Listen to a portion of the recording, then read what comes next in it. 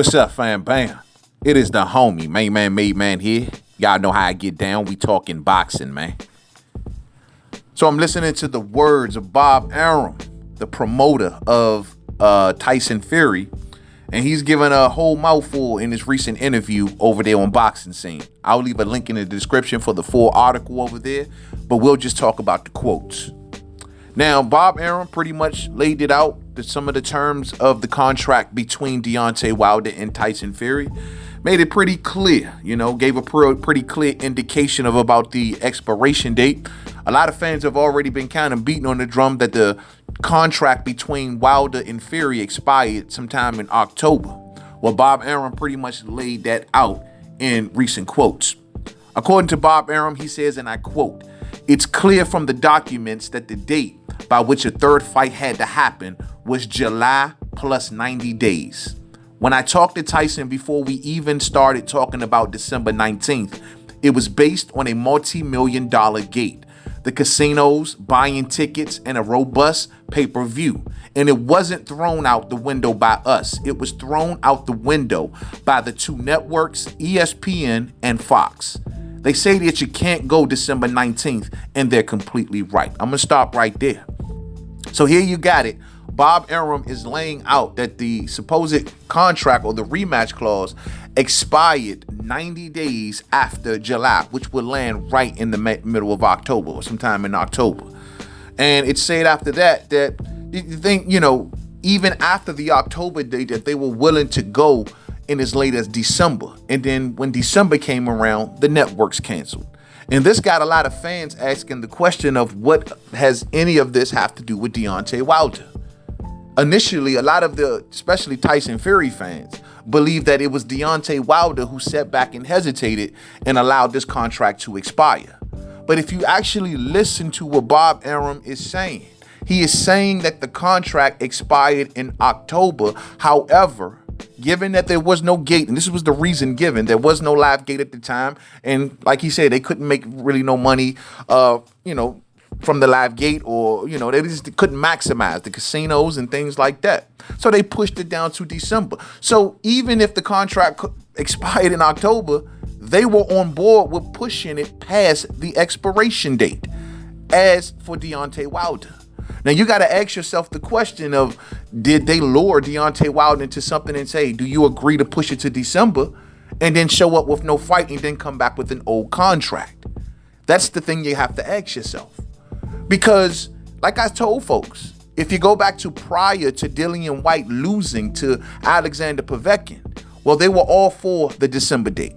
All for it, full steam ahead. So everyone was on board to go for December, but they say that the contract expired in October.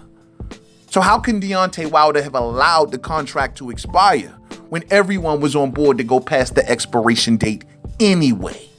Riddle me that. Let's keep on going. So, according to Bob Arum, now he clearly did not like some of the words that Deontay Wilder had to say in his recent video. Of course, the things of accusing Mark Breland of spiking his water. He had some things to say about the referee, and of course, some things to say about Tyson Fury's gloves. Now, Bob Arum said in a quote, I found very interesting that he is saying that possibly that the Nevada State Athletic Commission will be looking into this matter. According to Bob Arum, and I quote, I think the commission may be considering calling Wilder in on the comments on Bayless and the gloves. This is crazy. I mean, I didn't see anything that Bayless was doing that favored Fury, end quote. So now we know, aside from the glove situation, he called Kenny Bayliss a crab in the bucket referee, right? And the reason he called Kenny Bayliss this is because pretty much of all of the rabbit punching that Tyson Fury did in the fight. He feels as though that he was fairly warned prior to the fight with Tyson Fury by Kenny Bayliss in the locker room that if you hit Tyson Fury in the back of the head, he will consider it a rabbit punch, or if he hits off the break. A matter of fact, here's the quote. According to Deontay Wilder, he said, and I quote, Bayless had came in my dressing room, looked me in my eyes, and said if I hit Fury in the back of the head, rabbit punch, or hit off the break, he would disqualify me or deduct 2 points from me. Then Deontay Wilder went on and says, Fury hit me in the back of the neck and the head all night, and Bayless didn't do anything about it, to the point I got lumps and bruises. That was a thing that was very frustrating to me," end quote. So for anyone who wonders why he called Kenny Bayliss a crab in a bucket referee or whatever he called him, this is the reason. He said he had the bruises and the lumps to prove it, and this is the reason that he is a little upset with with Kenny Bayliss. Now, Bob Arum says, he doesn't think that Kenny Bayliss favored Tyson Fury at all in that fight. Happened. But Deontay Wilder has said he had lumps on the back of his head, lumps on his back, up and down his back, dents in his head, and he's saying that how can these type of punches have happened? If the referee would have been on top of this, then maybe he wouldn't have been as banged up. Maybe that's Deontay Wilder's point of view when he speaks on Kenny Bayliss. But the thing is, the Nevada State Athletic Commission ain't happy about that. The head of the Nevada State Athletic Commission, Mr. Bob Bennett, well, he's already came out with some statements. And he says this: "I'd like to recognize Deontay Wilder for his success as an Olympian and as a world-class fighter, for being a real asset to the fans of boxing. He's fought some of the best heavyweights in the business. I'm aware of his remarks regarding the Nevada State Athletic Commission's gloves process, as well as the referee, Kenny Bayliss, and I was disappointed to read them knowing they're not true," end quote. So Deontay Wilder's meeting with the Nevada State Athletic Commission, if it was to happen, well, we already see the direction that they are already thinking. We already see the direction that they're going.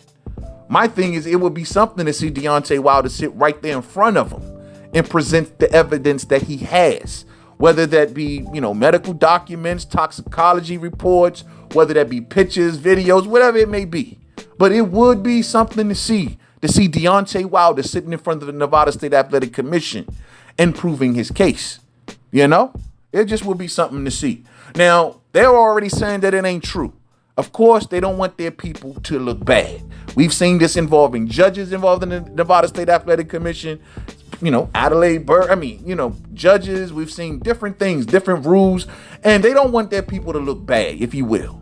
So, of course, if this hit the fan, like I told people back in the early days, right after the fight with Tyson Fury, if this hits the fan, this makes the Nevada State Athletic Commission look terrible.